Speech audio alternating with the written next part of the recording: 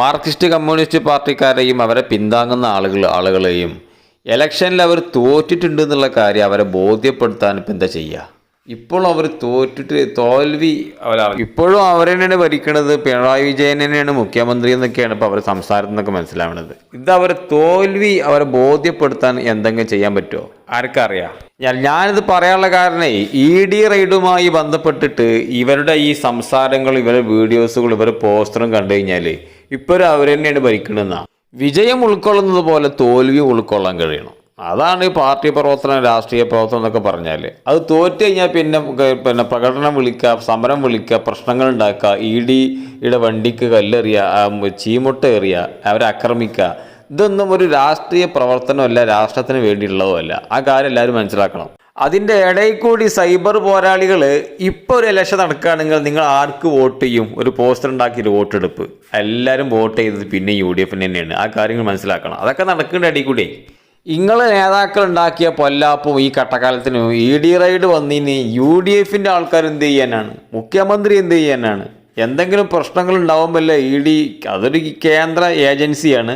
കേരളത്തിൻ്റെ സർക്കാരുമായി ബന്ധപ്പെട്ട ഒരു ബന്ധവും അതിനില്ല. കേരളത്തിന് പോലീസുമായി ഒരു ബന്ധമില്ല. അവരെന്തെങ്കിലും സഹായങ്ങൾ ചോദിച്ചാൽ ഹെൽപ്പ് ചെയ്യാമെന്ന് മാത്രമേ ഉള്ളൂ അതുമായി ബന്ധപ്പെട്ടുള്ളത്. അതുമായി ബന്ധപ്പെട്ട് നിങ്ങൾ കേരളത്തിലെ ജനങ്ങൾ തിരഞ്ഞെടുത്ത മുഖ്യമന്ത്രിയോട് ED റൈഡുമായി ബന്ധപ്പെട്ട് എന്ത് പറയാനുണ്ട് എന്ന് എന്താ കഥ? മൂപ്പർക്ക് എല്ലാ കാര്യത്തിലും വ്യക്തമായിട്ട് അഭിപ്രായമുണ്ട്, നിലപാടുണ്ട്. പക്ഷെ നിങ്ങളെ നേതാക്കളെ പോലെ അന്തംഗമ്യാളല്ല. കുറച്ച് കാര്യങ്ങളൊക്കെ ആലോചിച്ചും പഠിച്ചിട്ടും പറയുന്ന ആളാണ്. അത് കണ്ടല്ലോ നിങ്ങൾ ഇന്നലെ വാർത്താ സമ്മേളനത്തിൽ പറഞ്ഞല്ലോ. ഞാൻ മറുപടി പറയേണ്ടത് എപ്പോഴാണെന്നുള്ളത് ഞാൻ തീരുമാനിക്കും. അതിനെങ്കിലും എനിക്കൊരു സ്വാതന്ത്ര്യം നിങ്ങൾ തരണം. ED റൈഡ് പിണറായിൻ്റെ കുടുംബത്തെയും ബാധിക്കുന്ന പ്രശ്നമാണ്. കേരളത്തെ മൊത്തം ജനങ്ങളെ ബാധിക്കുന്ന പ്രശ്നമല്ല. അതിന് കേരളത്തിലെ ജനങ്ങൾ തിരഞ്ഞെടുത്തിട്ട് മുഖ്യമന്ത്രി ഇടപെടേണ്ടതുമില്ല. അതാണ് അതിൻ്റെ കൃത്യമായിട്ട് വശം. പിന്നെ മൂപ്പര് നല്ല മനസ്സുകൊണ്ട് ഉത്തരങ്ങളൊക്കെ പറഞ്ഞെന്ന് മാത്രം. അപ്പോൾ ഈ മാർക്സിസ്റ്റിൻ്റെ മൂട് താങ്ങുന്ന ആൾക്കാരൊക്കെ പറയാനുള്ളത്, നിങ്ങളൊന്ന് അടങ്ങിക്കേ. 10 കൊല്ലം ഭരിച്ചില്ല, ഒന്ന് അടങ്ങി നിൽക്കി, ഞങ്ങളൊന്ന് ഭരിക്കട്ടെ, അല്ലെങ്കിൽ ഈ UDF ഒന്ന് ഭരിക്കട്ടെ. നിങ്ങളൊന്ന് നോക്കി, നിങ്ങൾ ഫസ്റ്റ് തന്നെ ഇത് ആകെ പ്രശ്നമാണ്, അങ്ങോട്ടാണ് പെൻഷൻ കിട്ടിയില്ല, മറ്റേതായില്ല, മറിച്ചതായില്ല.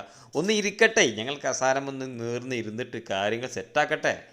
ഒന്ന് ഇരിക്കി, നിങ്ങളൊന്ന് ക്ഷമിക്കി, എല്ലാം ശരിയാക്കാം നമുക്ക്. പിന്നെ ഇപ്പോൾ ED റൈഡിൽ ഇപ്പോൾ 25-30 ആളുകളൊക്കെ പിടിക്കപ്പെട്ടിട്ടുണ്ട്. എല്ലാത്തിനും കാരണക്കാർ അവരുടെ നേതാക്കൾ തന്നെയാണ്.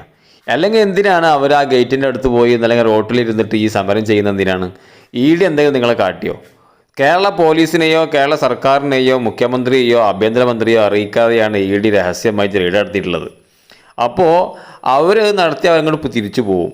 നിങ്ങൾ നേതാക്കളെ വിളിച്ചു വരുത്തി നേതാക്കളുടെ സന്നിധിയിൽ അണികൾ അവിടെ ഇരുന്നിട്ട് സമരം ചെയ്യുകയും ED തിരിച്ചു പോകുമ്പോൾ അവരുടെ വണ്ടിയെയും അവരെയും ആക്രമിക്കുന്ന രീതിയിലേക്ക് കേരളത്തിലെ CPM അധപ്പതിച്ചു എന്നത് വളരെ വ്യക്തമാണ്. ഈ സമരത്തിന് നേതൃത്വം കൊടുത്ത എല്ലാ നേതാക്കളെയും, അത് ജില്ലാ തലമാണെങ്കിലും സംസ്ഥാന തലമാണെങ്കിലും എല്ലാ നേതാക്കളെയും അറസ്റ്റ് ചെയ്യണം. എല്ലാത്തിനെയും അറസ്റ്റ് ചെയ്യണം. ഈ അണികളെ അറസ്റ്റ് ചെയ്യുന്നതിന് മുന്നേ ആദ്യം ഇവരെയാണ് 1-ാം പ്രതിയായിട്ട് ചെയ്യേണ്ടത്. പോലീസിന് ഈ വിഷയത്തിൽ ഒരു വീഴ്ചയും പറ്റിയില്ല. പോലീസ് സംയമനത്തിലാണ് കാര്യങ്ങൾ നടത്തിയത്. നിങ്ങൾ പിന്നെ പ്രകോപനം ഉണ്ടാക്കുക, ഇങ്ങോട്ട് പറയാം പോലീസ് ഞങ്ങൾ പിടിച്ചില്ല, പോലീസ് നിയന്ത്രിച്ചില്ല എന്ന്. കിണറ്റിൽ ചാടാൻ പോണ ആള് ഇന്നെ ബാക്കിൽ നിന്ന് പിടിച്ച് വലിച്ചുവിടേനെന്ന് പറഞ്ഞാൽ അങ്ങനെ ഉണ്ടാവും. അതേപോലെയാണ് അക്രമം നടത്തിയിട്ട് പാർട്ടി ഓഫീസിൽ പോയി കയറി ഒളിച്ചിക്കുക. അവർക്ക് കാവൽ എന്നിട്ട് രാജ്യസഭാ നേതാക്കളടക്കം പ്രതികൾ ഇവിടെ അകത്തില്ല എന്ന് പറയാം, അങ്ങോട്ട് ചുളിവ് കൂടി പുറത്ത് ഇറക്കിയിട്ട് ബാക്കിൽ കൂടി പോലീസിനെ ഏൽപ്പിക്കുക.